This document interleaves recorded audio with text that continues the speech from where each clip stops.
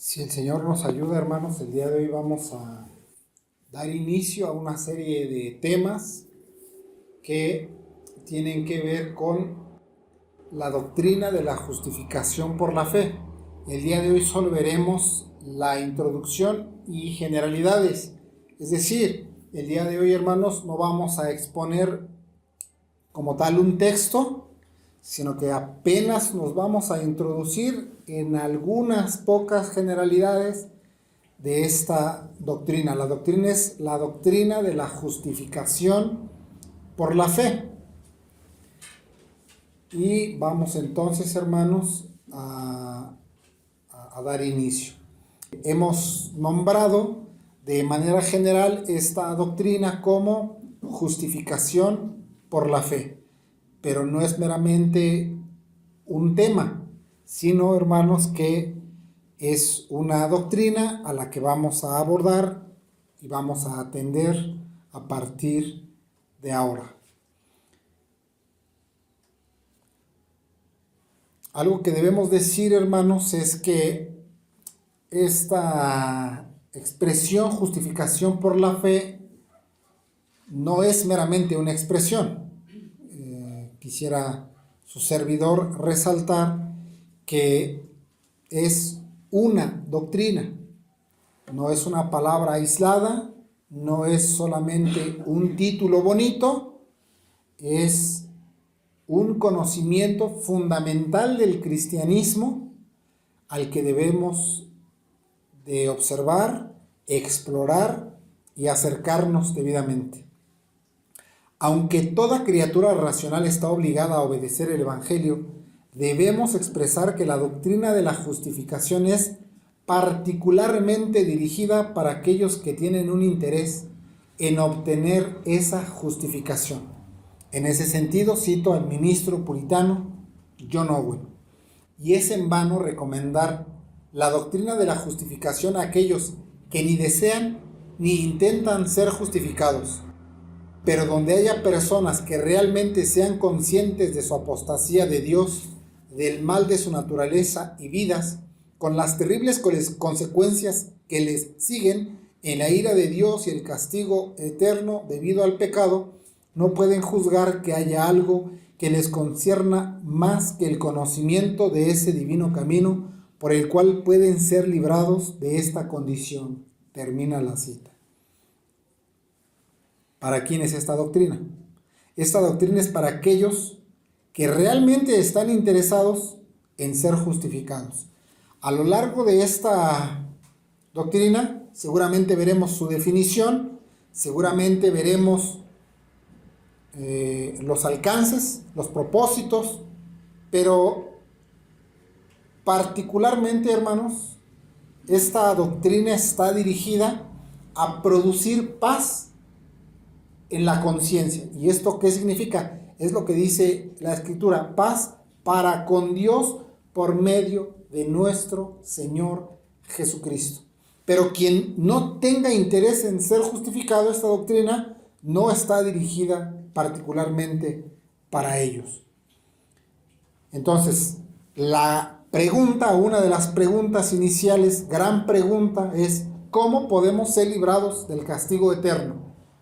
Evidentemente no lo vamos a resolver en esta ocasión. Solamente digo, hermanos, que si tuviéramos algo que responder, sería esa pregunta: ¿cómo ser librados del castigo eterno? Porque esa es la condición del hombre, castigo eterno. Ahora, solamente como una cuestión breve, la justificación se refiere a una sentencia, a asuntos judiciales, y quisiera que lo vieran de la siguiente manera: es como alguien que busca un refugio siendo sustituido por alguien más. Y les quiero traer a la memoria el caso de Jacob suplantando a su hermano Esaú. ¿Cómo es que recibe aceptación por su padre? Poniéndose en el lugar de su hermano mayor.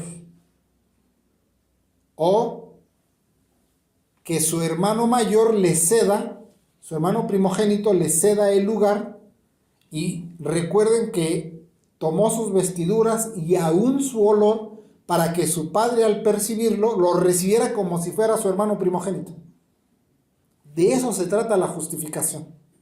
La justificación se trata de aquellos que al tener una condición de juicio, una sentencia y una declaración de condenación, se allegan a un primogénito para alcanzar refugio. De eso se trata. Pero vamos a ir viendo en manera detallada,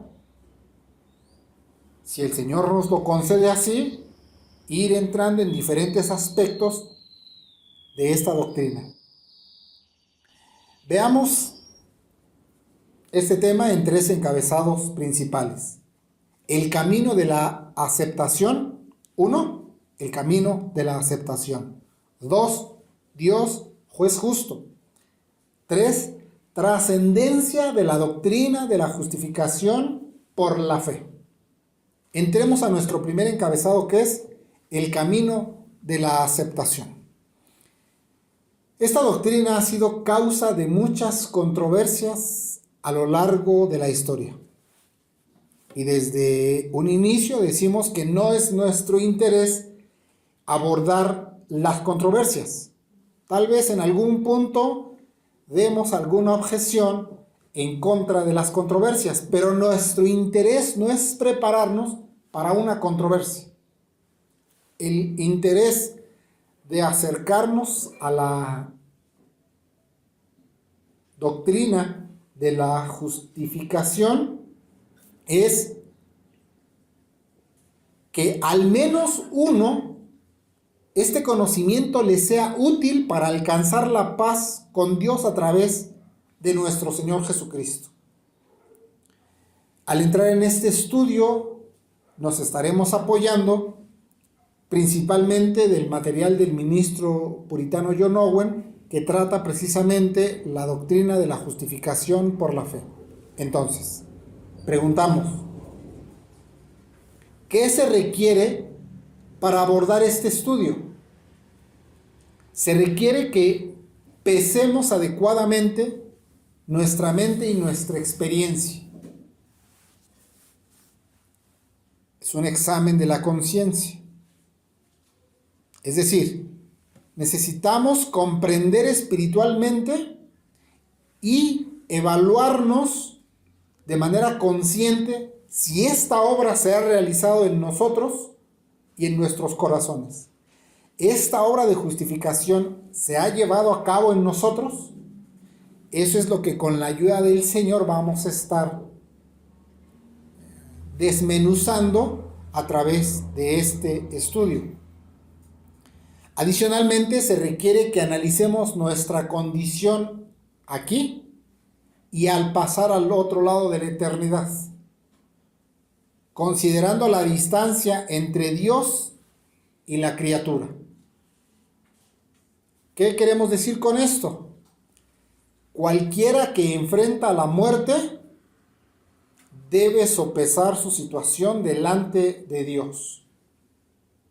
Antes de pasar al otro lado de la eternidad, es el lapso en el que podemos acercarnos al tribunal de Dios.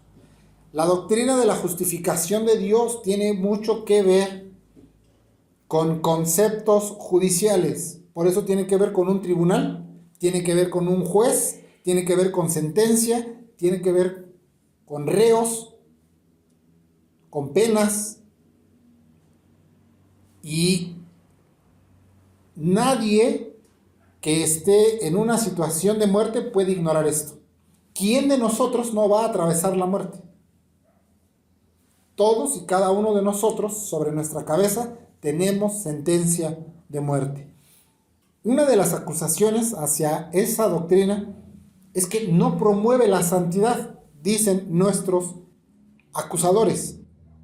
Esa doctrina no promueve la santidad y las buenas obras. Estas acusaciones generalmente vienen de aquellos que pretenden imponer sus preconcepciones a esta doctrina y no se detienen a reflexionar en las implicaciones de esta doctrina. Siempre que nosotros nos acerquemos a un conocimiento para investigarlo con preconcepciones, nos va a arrojar un error.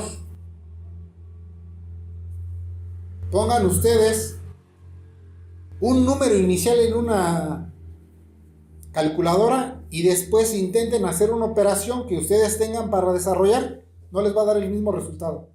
Si ustedes tienen una fórmula para llevar a cabo, pero su calculadora ya está cargada con ese otro dato, no les va a dar el resultado adecuado, porque ya tiene una información adicional. Es decir, siempre que nosotros llevemos nuestros preconceptos al estudio de una doctrina, vamos a estar en un error. Nuestros acusadores o los acusadores de esta doctrina pretenden imponer sus preconcepciones a esta doctrina y dicen: esta doctrina no promueve la santidad. Dice la palabra de Dios en Hechos 16:30. Reitero que no vamos a estudiarlos en esta ocasión, no vamos a estudiar ningún pasaje bíblico, aunque vamos a estar mencionando algunos textos de la Escritura. Dice la palabra de Dios en Hechos 16:30. Y sacándolos, les dijo: señores, ¿qué debo hacer para ser salvo? ¿Recuerdan ese pasaje? Está el apóstol Pablo en una celda, en una cárcel, que dicho sea de paso, las cárceles de ahora no son como las cárceles de aquel entonces. Hoy existe lo que se conoce como los derechos humanos, antes no era así. Muchas veces dentro de las casas de algunos gobernadores había celdas o calabozos. El apóstol Pablo estaba en esa circunstancia, en una cárcel, y había un cuidador de esa cárcel. Sucede un evento que sorprende a los presentes en esa cárcel y este hombre, al mirarse en peligro, pensando que se habían escapado los reos, entonces intenta quitarse la vida. El apóstol le dice: no lo hagas, aquí estamos todos. Y este hombre de alguna manera le extiende misericordia al apóstol Pablo y lo saca de esa celda y les dice: señores, ¿qué debo hacer para ser salvo? Es importante porque es importante esta pregunta, porque la respuesta a esta pregunta nos va a conducir a la vida o a la muerte. Si nosotros realmente pensamos que podemos hacer algo para la salvación, poniendo nuestros preconceptos en esto, nos va a conducir a la muerte. Pero si nosotros pensamos que hay una obra que puede traer salvación y justificación, nos conducirá a la vida. ¿Qué debo hacer para ser salvo? La justificación es el camino y el medio por el cual una persona obtiene aceptación ante Dios. Esa es una definición breve de lo que vamos a estar abordando en torno a la justificación. La justificación es el camino y medio por el cual una persona obtiene aceptación ante Dios. Es decir, si pasa de un estado para ser aceptado, por implicación antes no era aceptado y por lo tanto era rechazado. Y hay un camino y un medio para ser aceptado con Dios. Eso es lo que vamos a estar indagando a través de este estudio. Alguien que debe ser justificado es porque tiene una condición no justificada, es decir, su condición es condenatoria. Está condenado y requiere un camino para ser justificado. cuál es la condición en la que se encuentra esa persona. Es un impío y por lo tanto culpable ante Dios. Es decir, es sujeto o susceptible al juicio sentencioso y justo de Dios, que el que comete pecado, quien de alguna manera es culpable de él, es digno de muerte. Entonces, tal persona se encuentra bajo la maldición y la ira de Dios, permaneciendo esa ira y esa maldición sobre él. En esta condición, él está sin defensa y sin excusa, pues él es, de acuerdo al juicio de Dios y declarado en las Escrituras, encerrado bajo pecado. Y todas las consecuencias que se derivan de estar bajo pecado le pertenecen a ese hombre o a esa persona, quien quiera que sea. Bueno, una de las preguntas aquí, ¿cómo es que llegamos a esta condición de condenación, ira y juicio sin defensa y ruina eterna? ¿Qué es lo que nos condujo a esta situación? Nuestros primeros padres incurrieron en transgresión bajo pena de muerte. Se les dijo a nuestros primeros padres, Adán y Eva, de todo árbol podrás comer excepto del árbol que está en medio del huerto, el árbol de la ciencia del bien y del mal. De ese no comerás. Haz esto y vivirás. Pero mediante la tentación, nuestros primeros padres determinaron seguir el mal y acarrear sus consecuencias. Las consecuencias de su determinación y las consecuencias del mal. Por esta razón el pecado trajo culpabilidad y sentido de culpabilidad, y todo hombre está bajo pecado. Nuestros primeros padres, es decir, Adán y Eva, al pecar, determinaron esconderse, y no conformes con esconderse, luego culparon a Dios de su pecado. Determinan pecar, determinan ceder a la tentación, van y pecan, y ya tomando esa determinación, quieren esconderse y luego quieren culpar a Dios de su pecado. Pero ese es exactamente lo que hace todo aquel que se encuentra bajo el dominio del pecado. Esa es su condición y hasta ese punto se encuentra bajo maldición y con una declaratoria de una sentencia condenatoria. Ese pecador, ese sujeto, quien quiera que sea, decíamos, pregunta, ¿cómo puede recibir una declaración de absolución, quitando la maldición que pesa sobre él y adicionalmente obtener el favor de Dios con la vida eterna?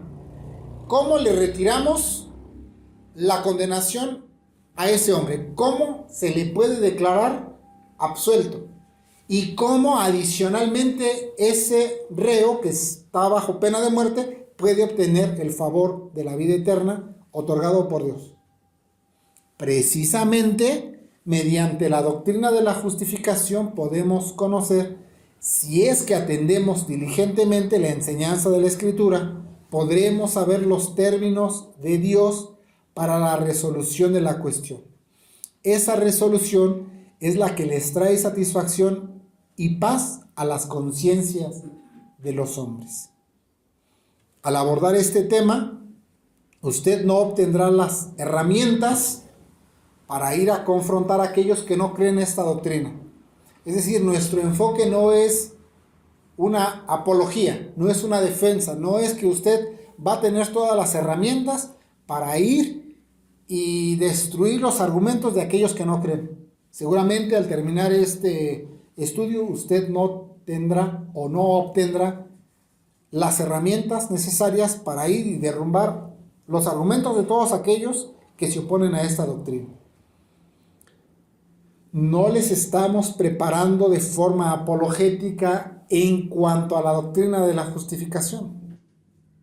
Puede darse el caso que en algún momento podamos llegar a conversar con alguien sobre estos puntos, pero esencialmente no es una preparación de un combate filosófico, o académico o evangelical, que si alguien no cree esto, entonces usted después pueda ir a combatir contra todos los del evangelicalismo para derribar sus argumentos. No, sino que más bien pretendemos que aquellas conciencias de los que escuchan obtengan un fundamento para su paz respecto de la aceptación con Dios. Estas controversias no son nuevas, son históricas.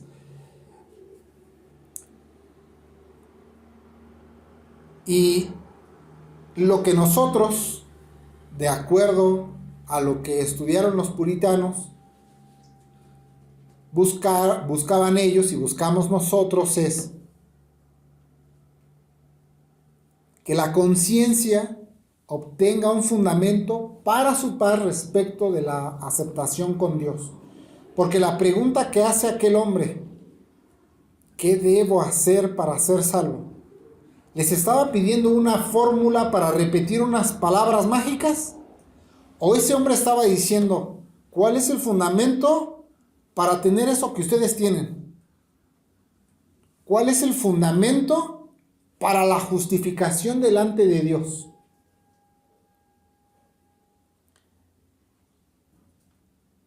¿Y cuál fue la respuesta que se le dio a este hombre? Cree en el Señor Jesucristo.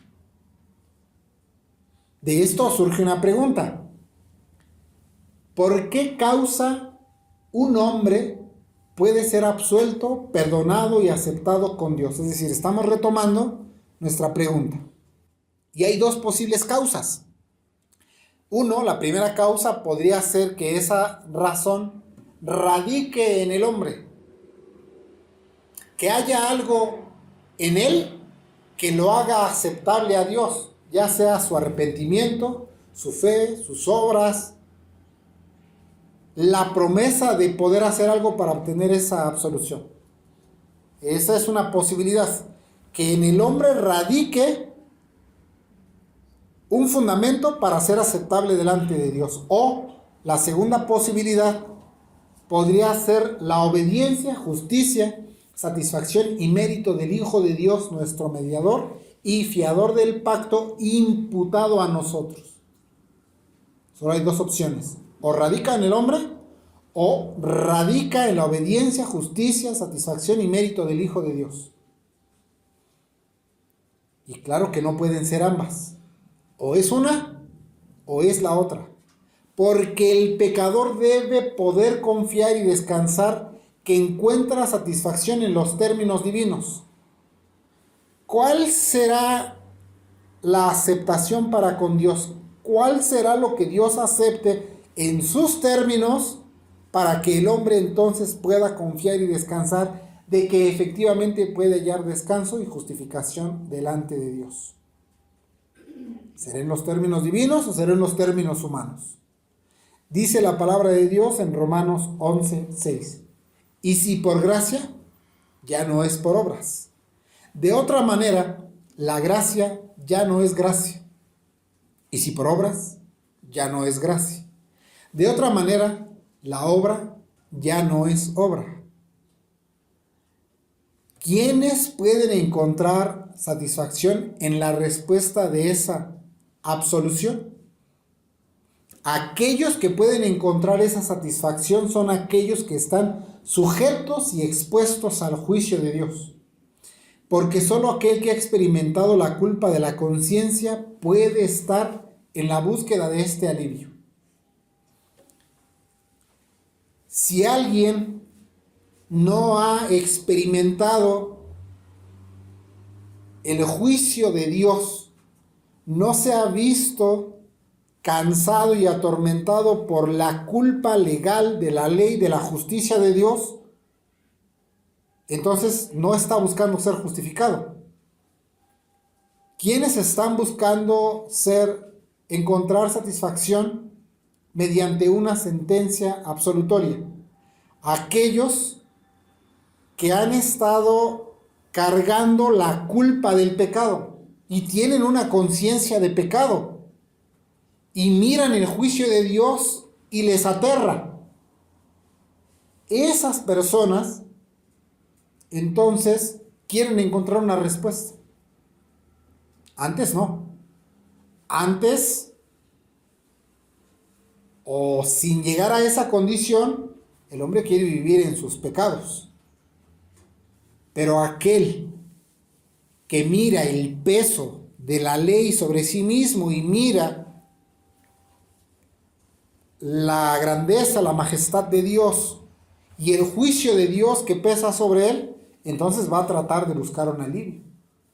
Porque está trabajado, está cargado y desespera por encontrar una respuesta. Dice la palabra de Dios en Mateo 11:28. Venid a mí, todos los que estéis trabajados y cargados, y yo os haré descansar. Entonces, dentro de este punto podemos decir que aquellos que pueden encontrar satisfacción en la respuesta de esa absolución, cuando acuden a Cristo, recibirán descanso. Pasemos así a nuestro segundo encabezado, que es Dios, juez justo.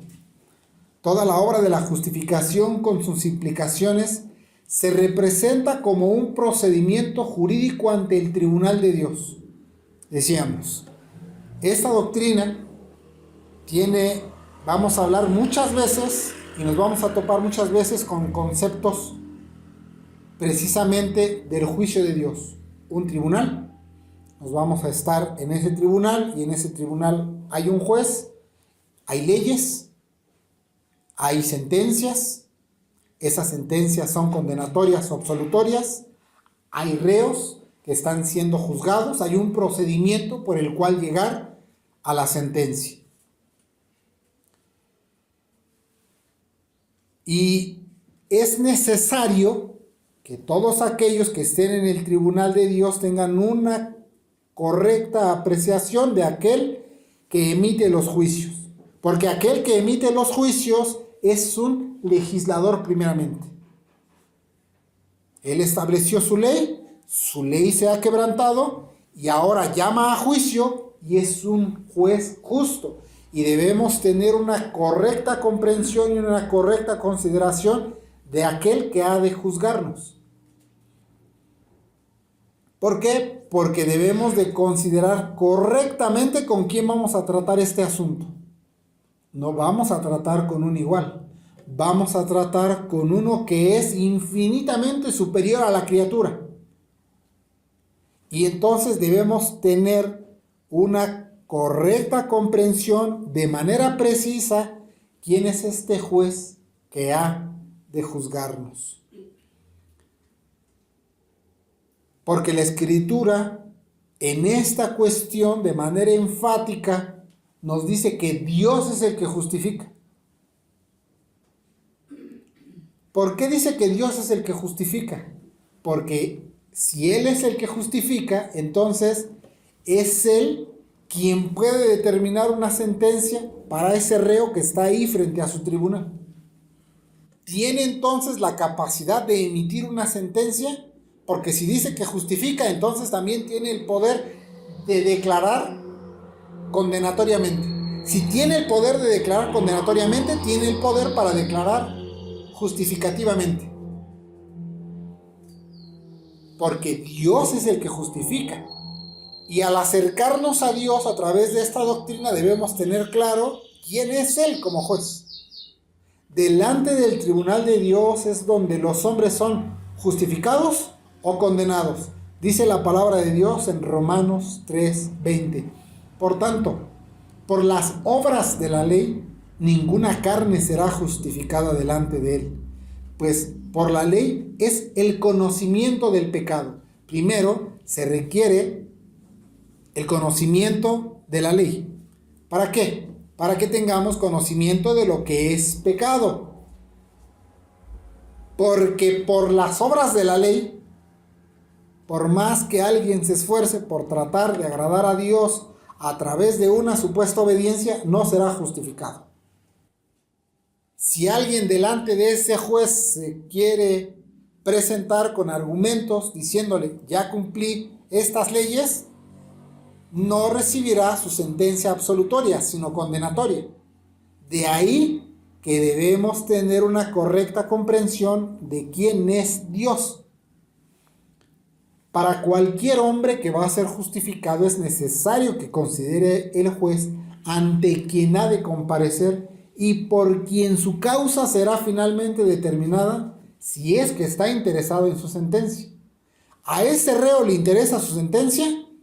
Entonces debe saber ante quién va a comparecer. Y si de alguna forma nos interesa tratar la justificación sin tener respeto por el Señor en este asunto, entonces no comprendemos correctamente con quién estamos tratando y no sabemos qué está en juego, porque se trata de nuestra condenación o se trata de nuestra absolución. En ese sentido cito al ministro puritano John Owen. Por lo tanto, la grandeza, la majestad, la santidad y la autoridad soberana de Dios deben estar siempre presentes con nosotros en un debido sentido de ellas cuando indagamos cómo podemos ser justificados ante Él. Termina la cita. Quienes no comprenden la grandeza, la autoridad y la majestad del Señor en estos asuntos, pretenden apegarse a sus propias consideraciones tratando de realizar obras u oraciones. Como ustedes saben, en muchos lugares, ya próximamente en estos días, muchas personas dicen que harán obras de fe. Para ellos, obras de fe es, dicen ellos, pagar la manda. Primero, Dios no lo mandó. Segundo, tratarán de apegarse a sus propias consideraciones tratando de que a través de ese esfuerzo puedan obtener una especie de justificación. No sé si todavía exista esa peregrinación, pero habían unas personas, me parecía que era en un pueblo en Taxco, que se ponían un rollo de espinas con el dorso descubierto y caminaban algunos kilómetros y se sangraban la espalda. Dicen ellos que es un acto de obediencia y fe. Lo que hay detrás de esto es tal vez alcance justificación por mi propio esfuerzo. Entonces, pretender apegarnos a consideraciones personales tratando de realizarlas para alcanzar justificación es un error, porque no se está considerando cómo es que se trata con el Señor. O hay otros que ya no le ponen el sacrificio de esa manera, pero dicen usted tiene que hacer oraciones y le aumentan un poco de dolor para que usted experimente que efectivamente usted está poniendo parte de su empeño en esa justificación. Tiene que orar de rodillas, no cualquier oración, tiene que hacerlo de rodillas y no 5 minutos. Debe hacerlo media hora o 1 hora o 2 horas o 3 horas para que usted sea aceptado delante de Dios. Son consideraciones propias, personales, que el Señor no mandó. Pero cuando no se considera quién es ese juez justo, se añaden estas cosas. Entonces, esto trae como consecuencia intentar sustituir a Cristo para obtener justificación, y eso es añadir pecado al pecado. De por sí la condición del hombre ya es de condenación, y al buscar un sustituto de Cristo, en la justificación se agrega mayor condenación. No contentos con una sentencia ya condenatoria, ¿cómo le hago para alcanzar perdón con Dios? Me busco un sustituto de Cristo. Le agregó condenación a su condenación, porque no sabe con quién está tratando. No sabe cuáles son los términos en los que este juez exige que se acerque. Cuando la criatura racional deja de considerar la majestad y la santidad de Dios, se extravía y comienza a idear formas extrañas para alcanzar justificación. La criatura comienza a pensar: ¿Qué esfuerzo puedo presentar que sea del agrado de Dios? ¿Qué puedo hacer para apaciguar la ira de Dios? No tiene en cuenta lo que Dios exige y no alcanza a comprender la dignidad del juez. ¿Aumentaré mis ofrendas? ¿Qué debo hacer? ¿Debo de irme caminando de aquí o desde un punto cierto hasta la basílica y una vez en los atrios de la basílica de rodillas? ¿Qué debo hacer para alcanzar justificación? El hombre empieza a idear cosas. Y si, como en Filipinas, ¿ya? Y si me crucifican,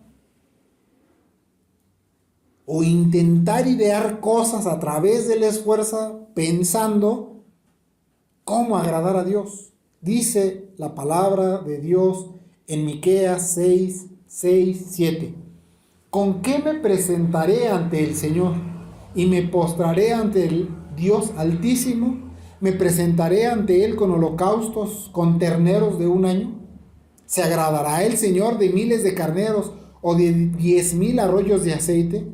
¿Daría mi primogénito por mi transgresión, el fruto de mi cuerpo por el pecado de mi alma? Bueno, como no sabemos cómo tratar con el juez justo, el legislador del universo, entonces comiencen a aumentar sus diezmos o comiencen a pagar una especie de tributos para que entonces al final sus familiares presenten un novenario por ustedes y libren el purgatorio o pasen un tiempo en el purgatorio. ¿Será que eso es lo que Dios estableció?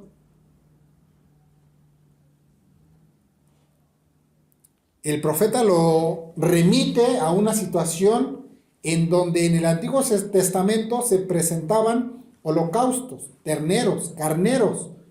Y entonces, si al presentar el mandamiento del Señor un macho o un becerro o un ternero, el Señor nos justifica. Entonces, si aumento la cantidad de terneros, ¿voy a obtener más perdón?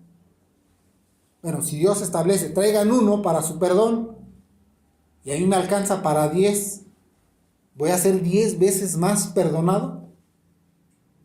O, ya no hablando de carneros, ¿verdad?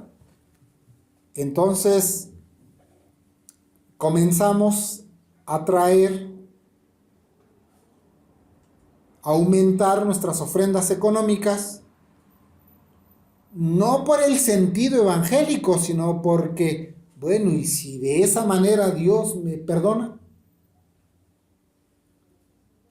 La falsa religión, al no comprender la demanda tan alta del juez, entonces busca formas de apaciguar su conciencia y se inventa trucos con tal de no enfrentar la realidad de la terrible condenación, y entonces se refugia en las supersticiones. Y el catolicismo romano está plagado de supersticiones.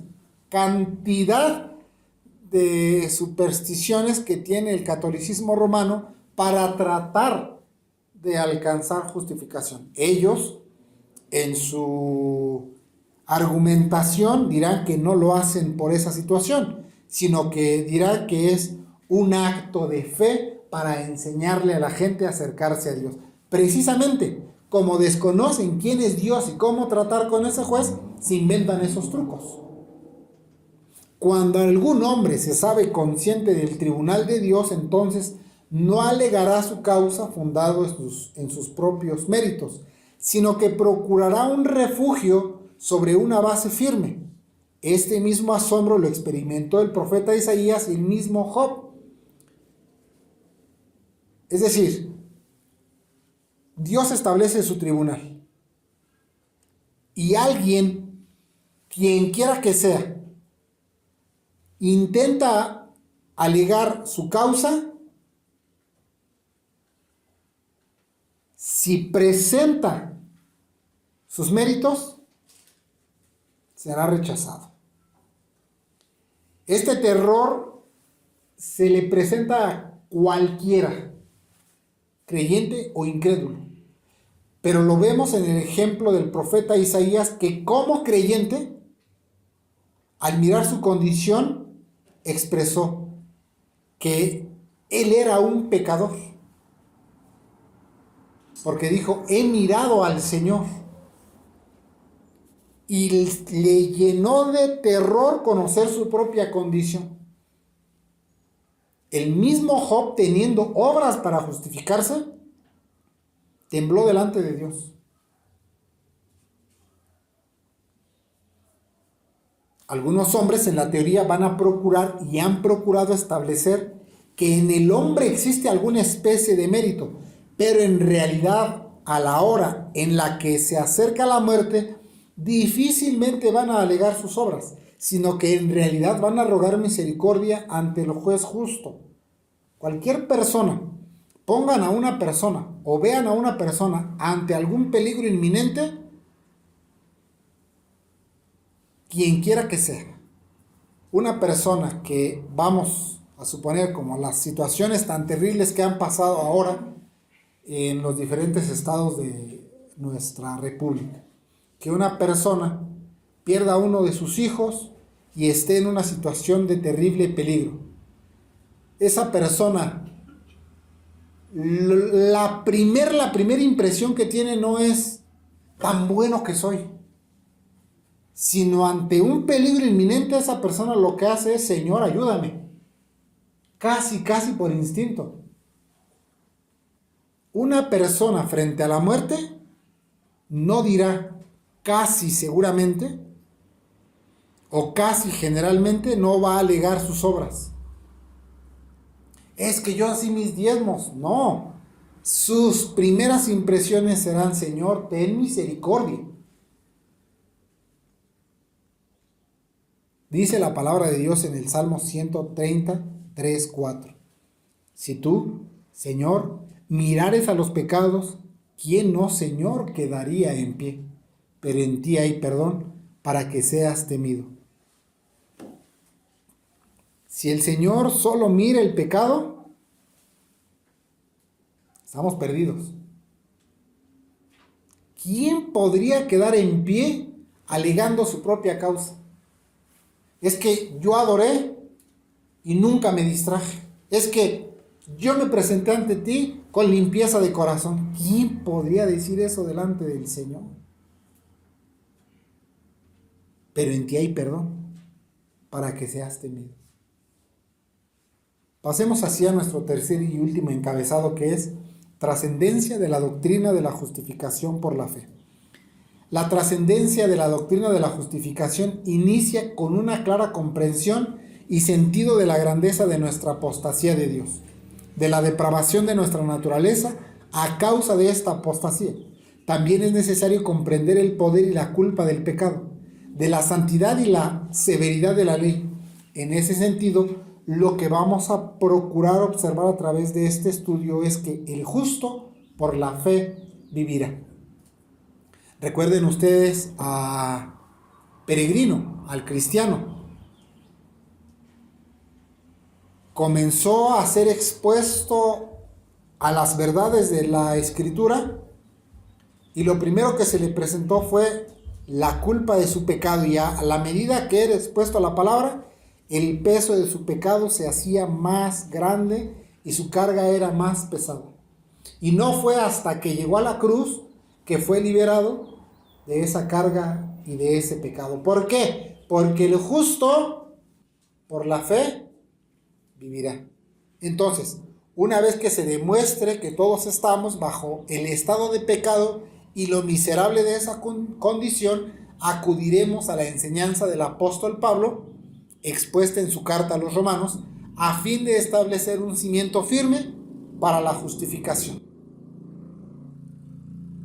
A lo largo de la historia, algunos han afirmado que en realidad el hombre no está tan depravado.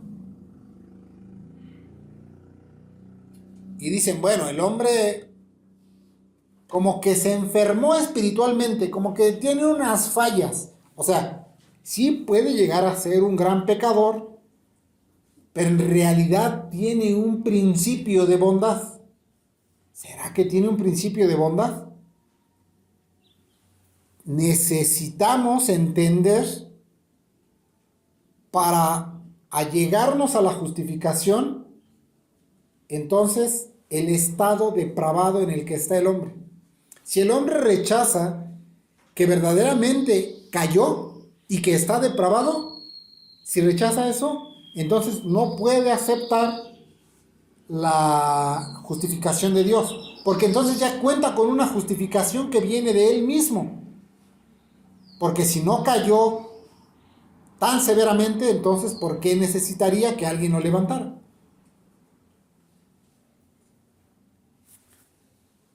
La percepción que tengamos del estado del hombre será lo que determine si en realidad la justificación es necesaria y trascendente, o la justificación es solo una especie de accesorio. Bueno, ahí ustedes enseñan la justificación, pero a mí no me atañe. ¿Por qué? Porque pues yo tengo otros refugios. Tengo estudios, tengo la carrera universitaria, tengo este otro conocimiento. No, a mí no me afecta esto de la justificación. ¿Por qué? Porque de acuerdo a cómo se mire el hombre, de acuerdo a cómo le sea el conocimiento de su condición, es que determinará si esta doctrina de la justificación es necesaria y trascendente o solamente será una situación meramente como un adorno. En ese sentido cito al ministro puritano John Owen. No es de extrañar que quienes consideran estas cosas como meras imaginaciones sin fundamento, vean la justicia imputada como la sombra de un sueño.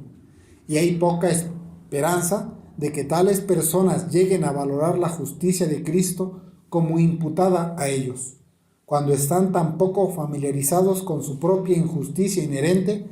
Hasta que los hombres se conozcan mejor a sí mismos, poco les importará por conocer a Cristo en absoluto. Si una persona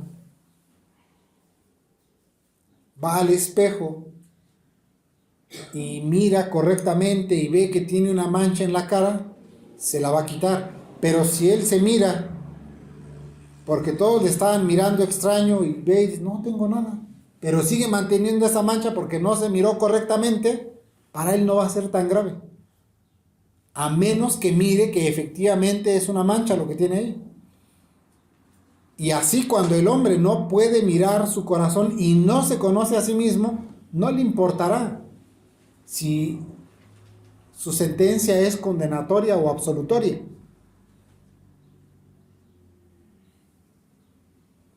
La conclusión a la que se llega, si se desprecia el verdadero estado y condición de la criatura, es que resultará de poco interés saber de una justicia perfecta que le sea imputada, que incluso pueden llegar a jactarse de una perfección en sí mismos. Hay algo en mí que no está tan mal, no secuestro, no robo, no participo del narcotráfico, nunca he disparado un arma,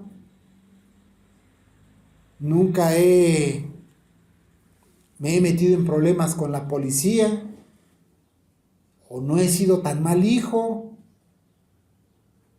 Hay algo que me da puntos. Y entonces se piensa en un sistema de puntos para alcanzar la justificación. Hay una especie de perfección de la que el hombre se jacta y desprecia su verdadera condición, que es de miseria y es de pecado. Porque ¿quién en su sano juicio que no sepa que esté en una situación de condenación perdería el tiempo en litigar su asunto? Solamente alguien que esté interesado en su estado condenatorio o absolutorio invertiría tiempo preocupándose en estas cosas. En ese sentido cito al obispo Agustín de Hipona. La naturaleza aparece tan viciada que es un vicio aún mayor no verlo. Termina la cita. Aquel que no puede ver su pecaminosa naturaleza y viciada y depravada, tiene un mayor vicio el no poder verla. Porque no puede ver su condición. Y eso es terrible. La importancia y trascendencia será de suma importancia para aquellos que rehúsan confiar en sus propios méritos debido a la gran evidencia de la Escritura al respecto. Pero escuchen una serie de testimonios que nos hablan de esta justificación por la cual las obras de la criatura quedan excluidas. Todos nosotros nos descarriamos como ovejas, cada cual se apartó por su camino, y el Señor cargó sobre él la iniquidad de todos nosotros. Por su conocimiento mi siervo justo justificará a muchos, porque él llevará sus iniquidades. Isaías 53, 6 y 11. Este es su nombre con el cual será llamado el Señor nuestra justicia. Jeremías 23, 6. Pero todos vosotros sois como cosa inmunda, y todas nuestras justicias como trapo de inmundicia. Él hará consumación de la transgresión, y pondrá fin a los pecados, y hará reconciliación por la iniquidad, y traerá justicia perdurable. Estoy citando varios textos de la Escritura. A cuantos le recibieron, a ellos les dio potestad de ser hechos hijos de Dios a los que creen en su nombre. Juan 1:12. Y como Moisés levantó la serpiente en el desierto, así es necesario que el Hijo del Hombre sea levantado, para que todo aquel que en él cree no se pierda, sino que tenga vida eterna. Se ha conocido, pues, entre vosotros, varones hermanos, que por este hombre se os predica el perdón de los pecados, y que por él todo aquel que cree es justificado de todas las cosas de las cuales no pudisteis ser justificados por la ley de Moisés. Son algunos testimonios de la Escritura que evidencian la verdadera condición del hombre y que afirman que solo hay justificación en Cristo. Algunos de estos testimonios se desarrollarán a lo largo de estas exposiciones. El punto por ahora era mostrarles que el gran juez y legislador es quien justifica y que el hombre no tiene posibilidades en sí mismo para alcanzar satisfacción firme y segura. En ese sentido cito al ministro puritano John Owen. Esta es la sustancia de lo que se aboga, que los hombres deben renunciar a toda confianza en sí mismos y a todo lo que pueda darles respaldo en ello, volviéndose solo a la gracia de Dios por Cristo para justicia y salvación. Esto es lo que Dios propone en el Evangelio. Termina la cita. Bien, reitero que esta doctrina ha sido interés de muchas controversias, debido a que algunos afirman que hay algunos términos que no se mencionan expresamente en las Escrituras. Incluso muchos han afirmado que esta doctrina no se encuentra en los relatos evangelistas, con lo cual pretenden manifestar que eso le restaría trascendencia a esta doctrina. Estamos diciendo que hay hombres que dicen, Cristo no habló de la justificación, los relatos evangélicos no dicen justificación, no dicen imputación, ¿por qué ustedes hablan de eso? Bueno, la respuesta a esta objeción es, lo que el Señor Cristo enseñó a sus discípulos durante su ministerio personal en la tierra estaba adaptado a la economía de la iglesia que existía antes de su muerte y resurrección. Recuerden que el Señor mismo les dice a los discípulos, tengo muchas cosas que deciros, pero ahora no las pueden sobrellevar. Es como cuando también el Señor les dice, si les estoy exponiendo estas cosas terrenales, ¿qué será si les digo las celestiales? No las pueden llevar por ahora. Entonces era necesario que la enseñanza que dio Cristo el Señor y que queda registrada en los relatos de los evangelistas estuviera adaptada a la economía de ese tiempo y a la iglesia que escuchaba en aquel momento. Siguiente argumento. Y lo que el Señor Cristo reveló posteriormente por su Espíritu a los apóstoles no fue menos inmediato de su parte que la verdad que les habló, con su propia boca en los días de su carne. Las epístolas de los apóstoles no son menos sermones de Cristo que él pronunció en el monte. ¿Qué quiere decir esto? Que las cartas del apóstol Pablo son tan palabra de Dios como los relatos evangélicos. Que las palabras que Cristo pronunció son las palabras de Cristo a través de los apóstoles. Por eso tiene la misma validez. Es absurdo que alguien diga, no, Cristo no lo dijo. Es nuevamente una falacia decir eso. Ahora bien, se sabe que la doctrina de la justificación dio la primera ocasión a toda la obra de la Reforma y fue el principal fundamento sobre el cual se llevó a cabo la Reforma. ¿Por qué inició la Reforma? Por esta doctrina, por la doctrina de la justificación. Incluso se dice que los primeros reformadores expresaban respecto de la doctrina de la justificación de la siguiente manera: el artículo por el cual la iglesia se cae o sostiene. Es tan importante esta doctrina porque ¿qué había antes que se predicara la doctrina de la justificación? Superstición, mentira, magia, cuentos, relatos fantásticos, pero no había evangelio. A tal punto es importante esta doctrina que fue esta doctrina la que moldeó el mundo tal como hoy lo conocemos, a pesar de que esto no sea reconocido debidamente así. En aquellos días, ¿cómo es que la gente buscaba alivio? Nuevamente se llegaba a historias, fantasías, fábulas, a lo que le imponía el romanismo, indulgencias. Acérquense por medio de las peregrinaciones, de las penitencias, hagan rosarios, hagan novenarios, no se olviden de sus muertos. ¿Eso trae justificación? Solo eran supersticiones. Las indagaciones sobre esta doctrina implican la vida o la muerte, debido a que es aquí donde se define la espiritualidad y la eternidad.